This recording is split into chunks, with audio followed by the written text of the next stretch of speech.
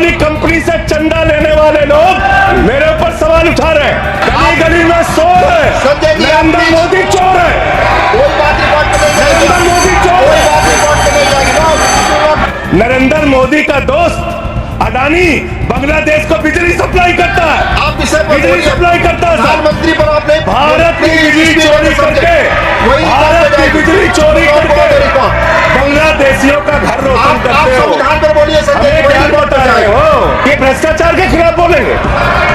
3,02,000 करोड़ रुपए का ठेका इन लोगों ने इलेक्टोरल बॉन्ड के नाम पे लिया सर। अडानी की दलाली करने वाली सरकार हमसे आप सवाल बोले कर रही है। विषय पर ये भ्रष्टाचार बोलिए। के बोलेंगे। अगर जेल वेल की बात करोगे ना, जिस दिन सत्ता परिवर्तन होगा एक भी आदमी बाहर नहीं दिखेगा।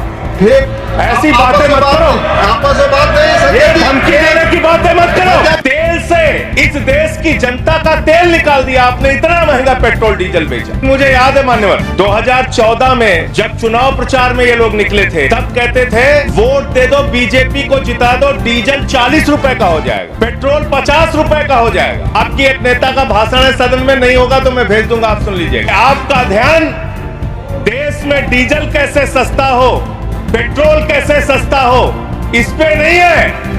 आपका ध्यान तो देश भर में झगड़ा कराने, आपका ध्यान अपने दोस्त अडानी को हजारों करोड़ का मुनाफा पहुंचाने में है। करप्शन पे तो बोलने लग जाऊंगा तो अडानी को तो लेकर बैठे हुए हैं।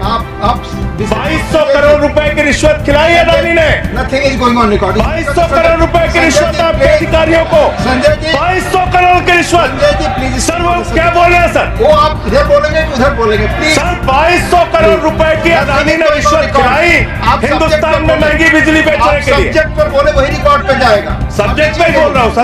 प्लीज। धर्मनिरपेक्षता से इनको मतलब नहीं है।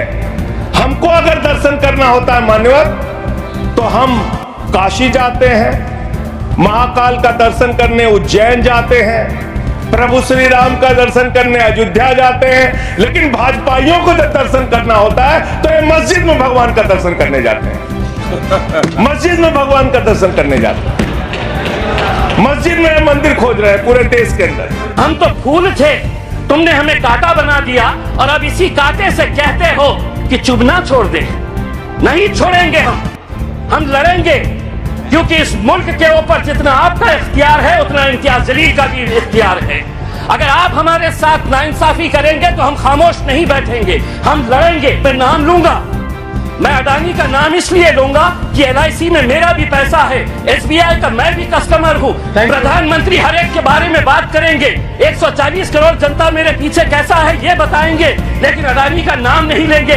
कहीं ऐसा ना हो जाए कि उस एक शख्स के चक्कर में 140 करोड़ जनता तुम्हारी हाथ से निकल जाए। कि आपने इनकम टैक्स के अंदर रिबेट दिए, बहुत सारे लोगों को खुश किया और सैलरीड क्लास को कहा कि हम तुमको इनकम टैक्स में रिबेट दे रहे हैं, लेकिन अब जिंदगी के साथ भी और जिंदगी के बाद भी तुम्हारा EMI चलता रहेगा, तुम्हारा लोन चलता रहेगा करके ये एक संदेश सरकार ने दिया है। हम वित्त मंत्री से इस बजट के अंदर ये उम्मीद कर रहे थे कि वो EPS 95 के बुजुर्ग पेंशनर्स के बारे में बोलेंगे, वो किसानों की आय कैसी बढ़ाई जाएगी इसके बारे में जिक्र करेंगे। मैं अध्यक्ष महोदय ये उम्मीद कर रहा था कि जाने से पहले इस देश को तंबाकू और शराब मुक्त करके जाएंगे। हम सराय होते आपको इसी बात के लिए। 2012 और 13 के अंदर जो बजट था वो बजट इस बार दिया गया, यानी कि देश आगे बढ़ेगा और माइनॉरिटीज पीछे रह गए। ये कब तक चलेगा? क्या वजह है कि आज फाइनेंस मिनिस्टर हमको इस बात का जवाब दे कि कैसा 38%, कौन सी ऐसी मिनिस्ट्री है जिसके अंदर 38% का बजट कम कर दिया गया है। 1913 करोड़ रुपया आप हमारे गायब कर देते हैं और आप ये उम्मीद करते हैं अध्यक्ष महोदय, आप ये उम्मीद करते हैं कि हम खामोशी से इसको बर्दाश्त कर